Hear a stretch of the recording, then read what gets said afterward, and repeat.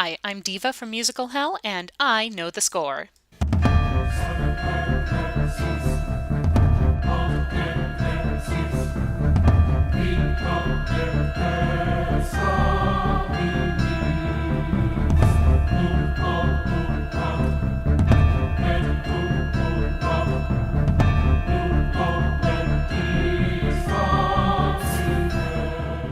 Another year, another Oscar season. Another round of, I can't believe she didn't get nominated, and this is so Michael Keaton's year, and really I don't understand why everybody's gushing about it.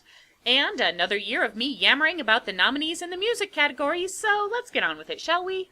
'Cause we could be immortals, immortals, just not for love. Alexandre Desplat has landed 2 of the 5 nomination slots this year, which could prove a liability if it divides his supporters. Or it might not, since the 2 scores are significantly different in character. The Grand Budapest Hotel is, as you'd expect for a Wes Anderson movie, eclectic and eccentric, with a style that might be described as folk jazz baroque. There is heavy use of the Russian balalaika, portentous organ chords and kettle drums, and a sprinkling of plucked bass and brush snare. The resulting sound, appropriately for a story set in a fictional country, is exotic without conforming to any specific cultural mode.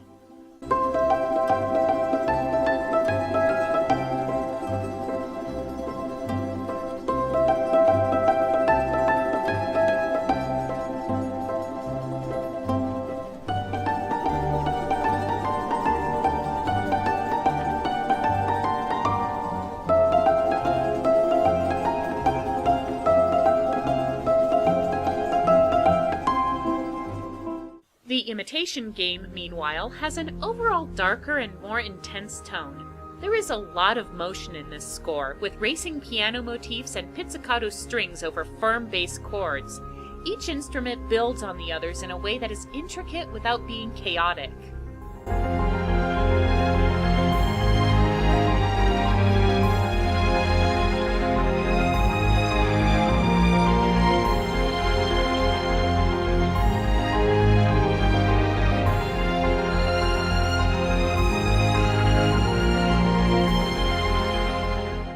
I guess running piano is the soundtrack shorthand for genius at work, because it also features in Jóhann Jóhannsson's score for the Stephen Hawking biopic, The Theory of Everything. However, Johansson's work is overall brighter and more melodic than Desplat's ominous-sounding music for The Imitation Game, giving it more of a traditional film soundtrack feel. There is a strong mix of wonder and sadness in this music, reminding us both of Hawking's struggle with physical disability and his unrivaled mental gifts.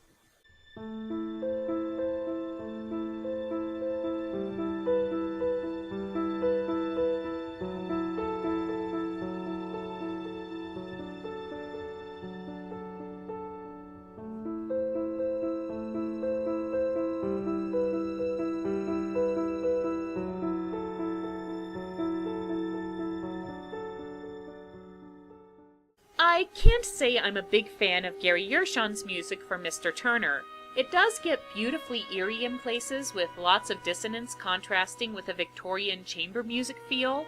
However, the sliding main theme is kind of grating, and prevents the score from achieving a real sense of place or style.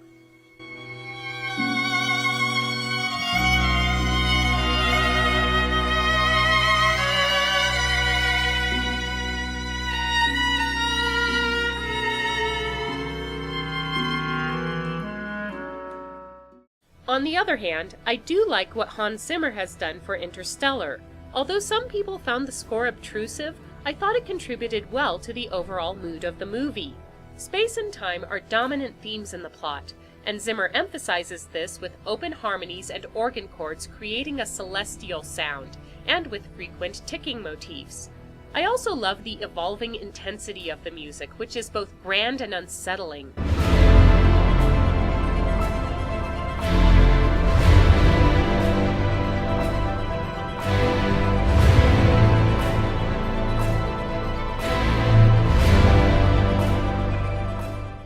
I would like to see Interstellar get the Oscar, but I suspect the more likely winners in this category would be either The Theory of Everything or Grand Budapest Hotel.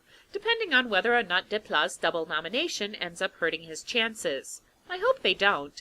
The Grand Budapest score is unique and quirky in the best possible way, and that makes it stand out from the crowd.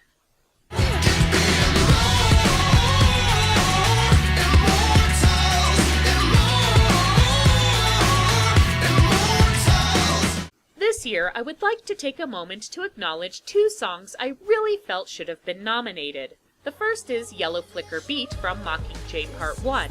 The Hunger Games movies have been consistently strong in their choices for credits music, and the powerful mix of anguish and determination Lorde puts into this song keeps that tradition going. The other, speaking of franchises with strong music traditions, is The Last Goodbye from The Hobbit: The Battle of the Five Armies. While the Hobbit trilogy does have its share of flaws, most of them stemming from the fact that it is a trilogy, this bittersweet folk ballad by Billy Boyd makes for a strong finale and is a beautiful love letter to the entire Middle-earth film series. It may be a goodbye long overdue, but it's still a gorgeous and heartfelt one. As for the actual nominees, we might as well start with the one that everybody knows. Everything is awesome. Like Let It Go, this song was everywhere last year, which means most of you are either going, "Yeah, woohoo, best song ever!" or "Please, any god that's listening, make it stop." I admit I can't listen to it excessively. While it is a parody of manufactured, oversynthesized mainstream pop, it almost does too good of a job creating that sound, so that it becomes what it was meant to poke fun at. But I do like how Everything Is Awesome manages to work on both a satirical and a sincere level. The song is used within the context of the film as the mindlessly cheerful conformist anthem of President Business's ordered by the rules regime, but by the end of the movie it's taken on a new meaning consistent with the overall message. The world really is awesome, even the stuff that seems too ordinary or weird or wrong to be.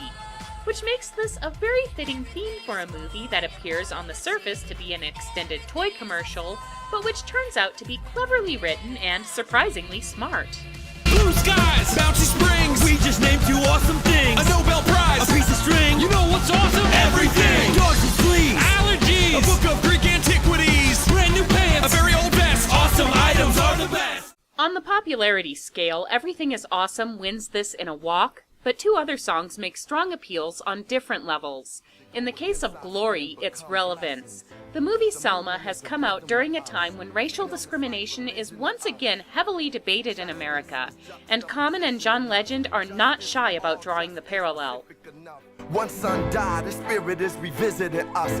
True and living in us. Resistance is us. That's why Rosa sat on the bus. That's why we walk through Ferguson with our hands up. The mix of gospel, blues, and rap emphasizes the timelessness of the message, and the inexorable rhythm and build make this a powerful protest song for the 21st century. For sheer sentimental value, however, you can't beat I'm Not Gonna Miss You from Glen Campbell, I'll Be Me. Written after Campbell was diagnosed with Alzheimer's disease, it's a heart-wrenching goodbye to his wife, apologizing for what she will have to go through and letting her know that he will hang on to her memory as long as he can. The song, perhaps from necessity, is very simple, but Campbell gives it a solid rendition in spite of his age and infirmity.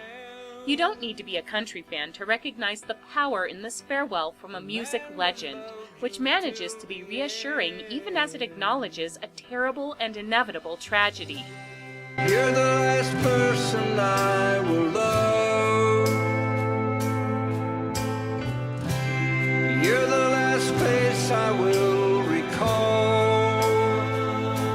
And best of all, I'm not gonna miss you. The last two songs are strictly in the meh category for me. While I do like Grateful's What Hasn't Killed Me Has Made Me Stronger message, I feel it's hampered by a lot of the problems I had with the music for the Annie remake. Overly dense production and heavy auto-tune getting in the way of the song's potential impact. And I do have to raise my eyebrow at some of the lyric choices. I'm grateful for the storm, made me appreciate the sun. I'm grateful for the road, made me appreciate the right. That sounds like the text for the worst cross-stitch sampler ever. Lost Stars is better. Although I don't think it does enough to distinguish itself in the field, it does have some nice metaphors in the lyrics, and the acoustic pop arrangement and Adam Levine's clear falsetto give the piece an appropriately reflective quality. Don't you dare let our best memories bring you sorrow. Yesterday I saw a light kiss a tear. Turn the page, maybe we'll find a brand new ending. Where we're dancing in our tears. I personally think Glory is the best song among the nominees, and it could win if voters feel like throwing a bone to the largely snubbed Selma. However, I wouldn't be surprised if the Academy uses this opportunity to honor Glenn Campbell and his influential legacy. And honestly, I wouldn't blame them if they did. I'm Diva, I know the score, and now, so do you. 'Cause we could